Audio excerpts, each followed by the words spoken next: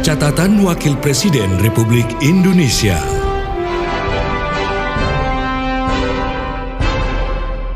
Soroti keterlambatan keberangkatan ibadah haji, Wakil Presiden Ma'ruf Amin meminta maskapai tepati jadwal.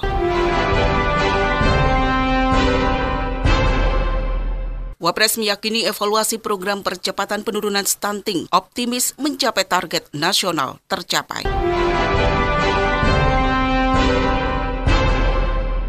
Selaku Ketua Badan Pengarah Percepatan Otonomi Khusus Papua atau BP3OKP, Wakil Presiden Ma'ruf Amin bersama para pemangku kepentingan terus mengawal keberlanjutan percepatan penanganan Papua.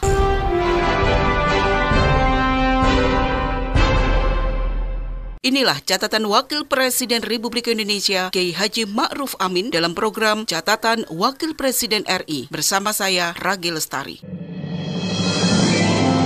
Catatan Wakil Presiden Republik Indonesia.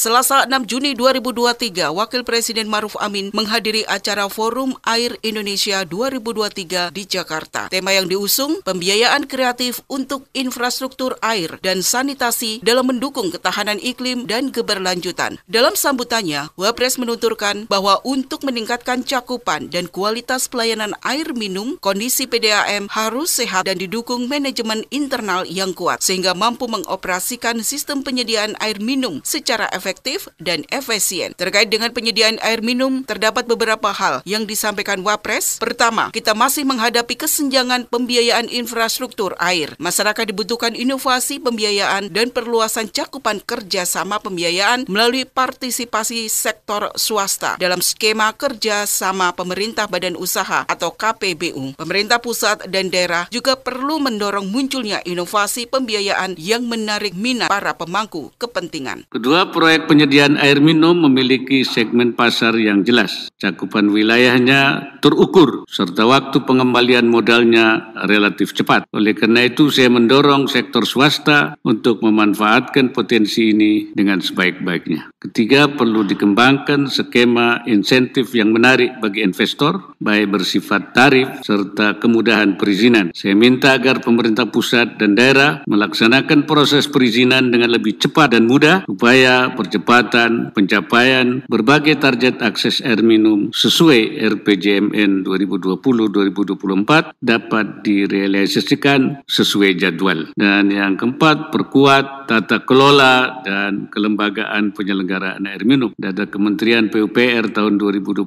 menunjukkan jumlah PDAM yang statusnya sehat baru sekitar 58% dari total 388 PDAM. Sisanya masih berstatus kurang sehat dan sakit. Untuk meningkatkan cakupan dan kualitas pelayanan air minum, kondisi PDAM harus sehat dan didukung manajemen internal yang kuat sehingga mampu mengoperasikan sistem penyediaan air minum secara efektif dan efisien. Sedangkan untuk memperkuat tata kelola dan kelembagaan penyelenggaraan air minum, PDAM didukung pemerintah daerah perlu fokus pada aspek keuangan, pelayanan, operasional, dan sumber daya manusia.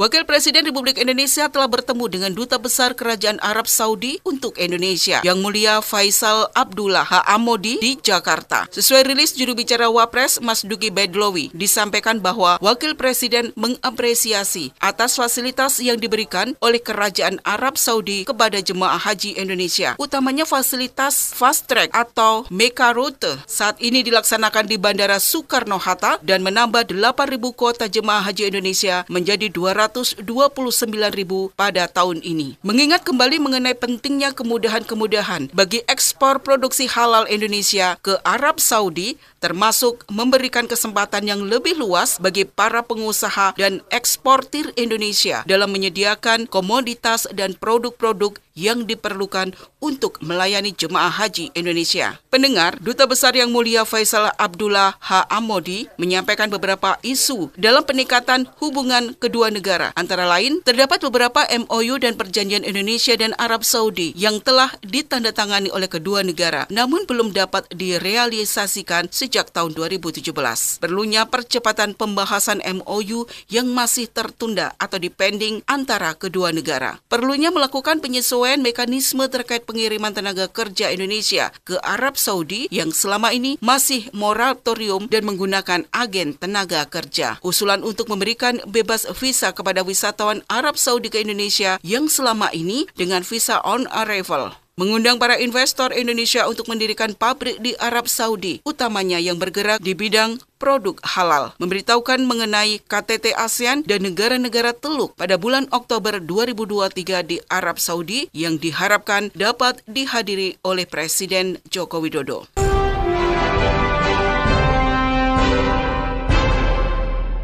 Rabu 7 Juni 2023, Wakil Presiden Ma'ruf Amin beserta Ibu Hajah Wuri Ma'ruf Amin melakukan kunjungan kerja ke Provinsi Kepulauan Riau. Menggunakan pesawat kepresidenan Boeing 737-400 TNI Angkatan Udara, Wapres beserta rombongan lepas landas dari Pangkalan Udara TNI Angkatan Udara Halim Perdana Kusuma menuju Bandar Udara Internasional Hang Nadim, Kota Batam, Kepulauan Riau. Agenda Wapres di kota yang dikenal dengan Gurindam 12 adalah menyaksikan pengukuhan Komite Daerah Ekonomi dan Syariah Provinsi Kepri serta meninjau Posyandu Ekang Anculai dan Bintan Industrial Estate dan beberapa agenda pendukung selama 2 hari kunjungan kerja.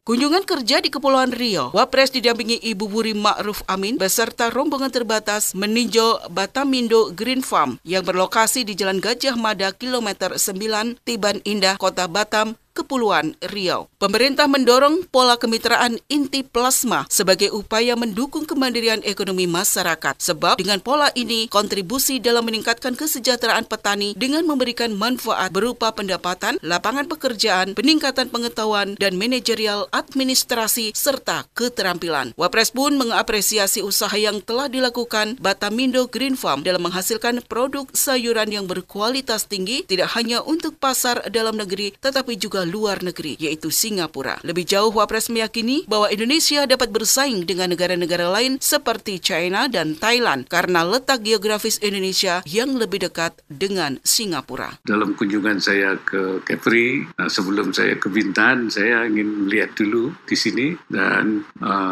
kita bangga bahwa kita Indonesia bisa mengekspor hasil-hasil sayuran di Batam Indofarm. Saya ingin bahwa selain kebun inti yang dilakukan oleh perusahaan, itu juga ada kebun yang sifatnya plasma yang masyarakat, sehingga masyarakat menjadi terbantu. Saya teknologi seperti ini juga kita ingin kembangkan di kalangan masyarakat yang lebih luas, walaupun mereka mandiri dalam bentuk yang sedikit-sedikit, ya semacam greenhouse. Apalagi sekarang ada greenhouse yang ada ikannya di bawah, aquaponik ya, greenhouse aquaponik. Sekarang juga sedang kita kembangkan bersama dengan Bank Indonesia. Ya, kecil-kecil tapi banyak. Termasuk juga di pesantren-pesantren.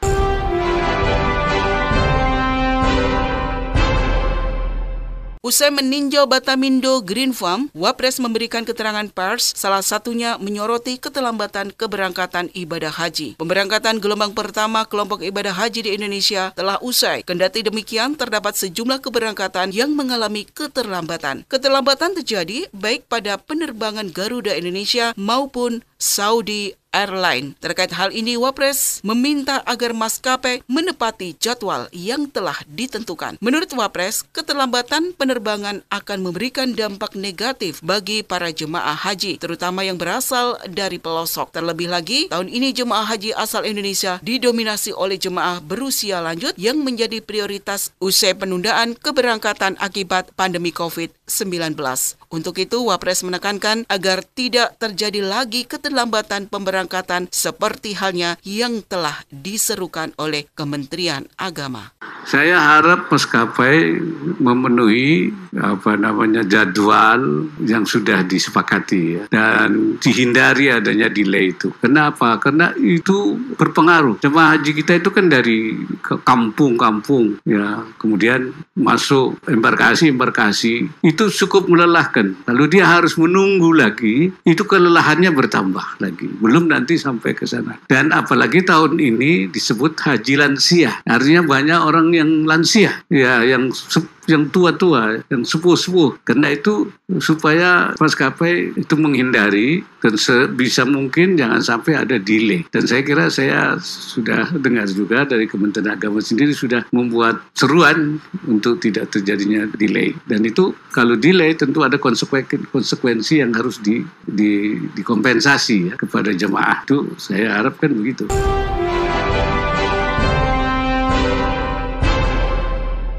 Selaku Ketua Badan Pengarah Percepatan Otonomi Khusus Papua atau BP3OKP, Wakil Presiden Maruf Amin beserta para pemangku kepentingan terus mengawal keterlanjutan percepatan penanganan Papua. Hal tersebut berkaitan dengan fokus pemerintah dalam mewujudkan Papua yang lebih maju dan sejahtera. Untuk itu, Wapres menekankan pemerintah terus berupaya untuk menyelesaikan ragam permasalahan di Papua, khususnya melalui pemantauan progres serta evaluasi menyeluruh kepada para pemangku kepentingan dalam mengatasi permasalahan keamanan di Papua. Wapres menyebutkan pemerintah terus melakukan berbagai upaya pendekatan yang humanis berbasis teritorial melalui pendekatan kesejahteraan dan afirmasi kepada masyarakat asli Papua. Ya, kita akan memang menempuh dua pendekatan. Pendekatan kesejahteraan itu tetap karena ujungnya kan sejahtera, maju dan memberikan afirmasi kepada orang asli Papua supaya mereka merasa tidak mereka betul-betul sungguh-sungguh. Oleh karena itu, kemudian kita juga memberikan pelayanan supaya lebih dekat pada masyarakat melalui DOB, yaitu daerah otonomi baru dengan provinsi-provinsi yang dikembangkan, itu kan pelayanannya lebih. Tetapi kita juga memperhatikan supaya masalah keamanan juga harus bisa diselesaikan. Ya, oleh karena itu kita terus melakukan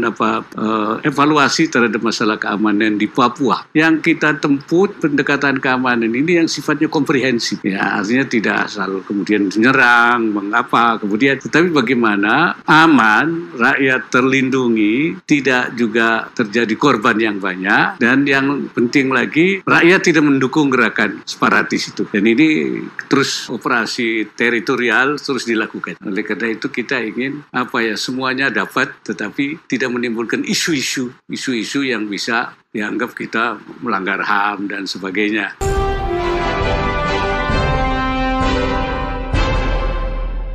Kamis 8 Juni 2023, hari kedua kunjungan kerja di Kepulauan Riau, Wakil Presiden menghadiri pengukuhan Komite Daerah Ekonomi dan Keuangan Syariah atau KDEKS Provinsi Kepulauan Riau di Nirwana Resort Lagoi, Bintan, Kepulauan Riau. Dalam sambutannya, Wakil Presiden menyampaikan 3 langkah strategis dalam mempercepat pertumbuhan ekonomi dan keuangan syariah di wilayah tersebut. Pertama, Wapres meminta jajaran KDEKS Kepri untuk langsung bekerja keras dan ikhlas menyusun berbagai program serta bersinergi dengan berbagai pemangku kepentingan. Lebih lanjut, Wapres menekankan dengan dibentuknya Bank Riau Kepri Syariah dan Kawasan Industri Halal atau KIH Bintan Halal Hub serta perjalanannya pengembangan ekosistem halal value chain menjadi kekuatan yang harus terus dikapitalisasi dan dikembangkan. Strategi kedua, Wapres meminta KDEKS Kepri untuk terus mengkaji dan menggali potensi ekonomi dan keuangan syariah yang unggul di wilayah ini.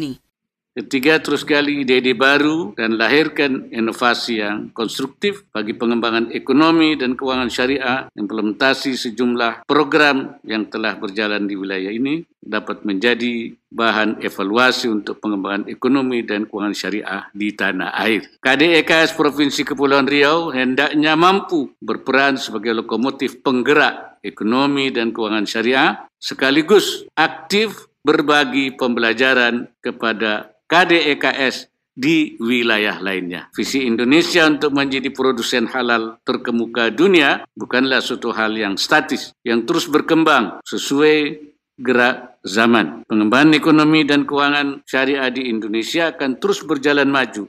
Oleh karena itu, evaluasi yang mendorong lahirnya gagasan-gagasan baru yang makin baik penting untuk terus kita lakukan.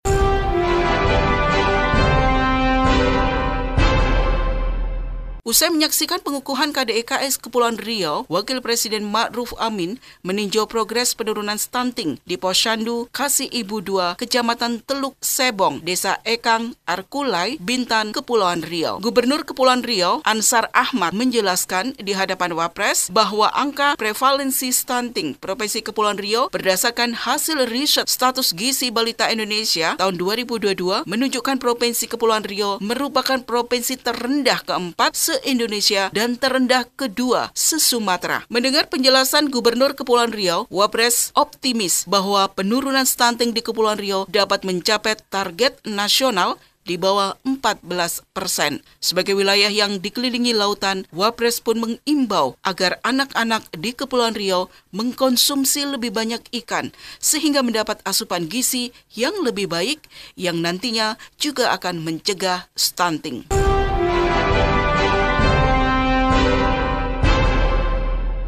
Sebelum kembali ke Jakarta usai melaksanakan sejumlah agenda dalam kunjungan kerjanya di Kepulauan Riau, Wakil Presiden Ma'ruf Amin singgah ke Pulau Penyengat, Kepulauan Riau untuk berziarah ke makam tokoh pahlawan nasional yang juga pencipta puisi Gurindam 12, Raja Ali Haji. Raja Ali Haji adalah seorang sastrawan dan ulama besar dari Melayu, lahir pada tahun 1808 di Lingga, Pulau Penyengat, Kepulauan Riau.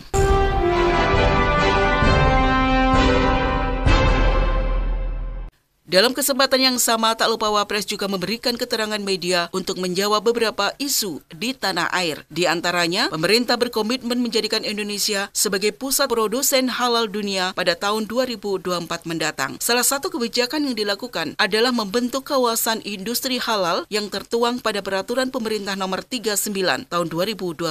Pemerintah telah menetapkan 3 kawasan industri halal atau KIH, yaitu Halal Modern Valley di Serang, Banten, Halal Industrial Park di Sidoarjo, Jawa Timur, dan Bintan Inti Halhub di Kepulauan Riau. Pertama itu ranking kita di internasional terus menaik. Terakhir wisata kita itu ranking pertama. Wisata religi seperti tadi saya katakan itu sudah di pertama dan kita akan nyusul juga yang lain-lain. Kemudian di dalam negeri ya, kita sendiri memang terus memacu dan kemarin kita adakan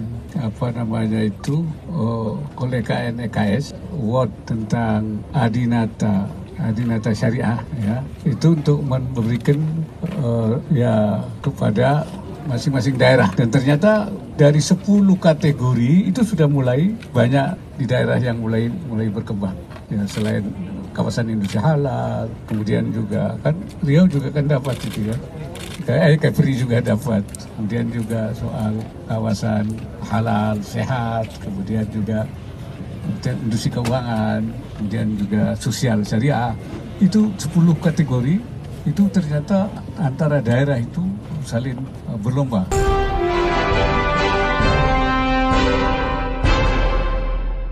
Pemerintah telah serius menyiapkan sumber daya manusia yang unggul dan berdaya saing guna menyambut bonus demografi yang diperkirakan akan berada pada puncaknya di tahun 2030.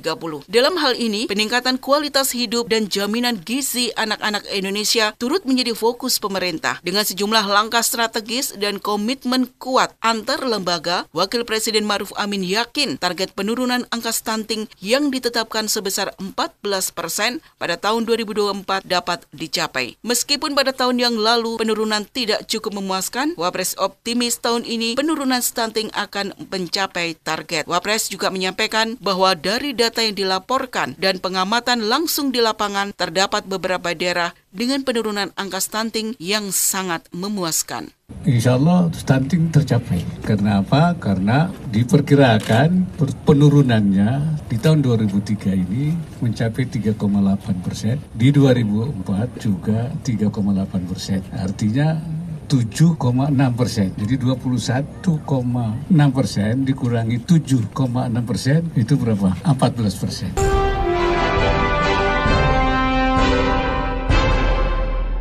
Wapres menegaskan, lindungi pekerja migran, pemerintah perketat pengawasan pengiriman tenaga kerja ilegal. Berdasarkan data Badan Perlindungan Pekerja Migran Indonesia atau BP2MI, dalam 3 tahun terakhir, 2 jenazah Pekerja Migran Indonesia atau PMI dikembalikan ke tanah air. Menanggapi situasi ini, pemerintah Indonesia meningkatkan upaya untuk mencegah pengiriman PMI ilegal ke luar negeri untuk diperdagangkan. Wapres menambahkan, pemerintah menilai salah satu penyebab tingginya PMI ilegal adalah rendahnya tingkat kesejahteraan masyarakat. Oleh karena itu, pemerintah tengah berupaya untuk menekan perdagangan orang dengan percepatan penanganan kemiskinan di beberapa wilayah dengan tingkat kemiskinan yang cukup tinggi seperti di Nusa Tenggara Timur. Ya, sekarang ini kan yang kita cegah adanya itu PMI yang ilegal melalui perdagangan orang. Karena itu Menko Polhukam dan seluruh jajaran termasuk kepolisian itu melakukan pengawasan yang ketat untuk menekan jangan sampai terjadi sehingga tidak terjadi korban itu. Itu di satu sisi untuk pencegahan PMI ilegalnya. Tetapi di sisi lain memang kita sudah harus mengarahkan daerah-daerah potensial yang terjadinya PMI ilegal itu daerah-daerah yang tingkat kemiskinannya. Oleh karena ini harus menjadi perhatian. Salah satunya termasuk selain di Jawa juga di NTT.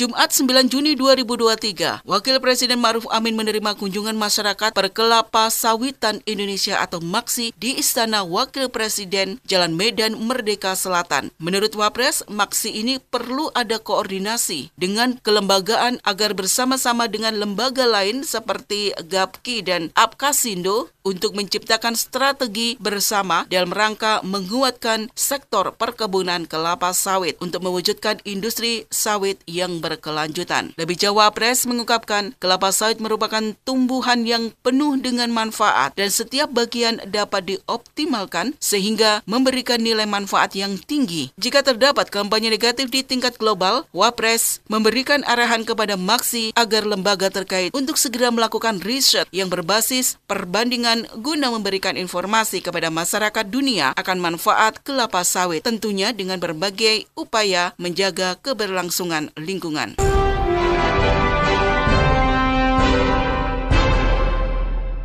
Demikian catatan Wakil Presiden Republik Indonesia, Kiai Haji Ma'ruf Amin dalam program Catatan Wakil Presiden RI. Saya Ragi Lestari melaporkan. Catatan Wakil Presiden Republik Indonesia.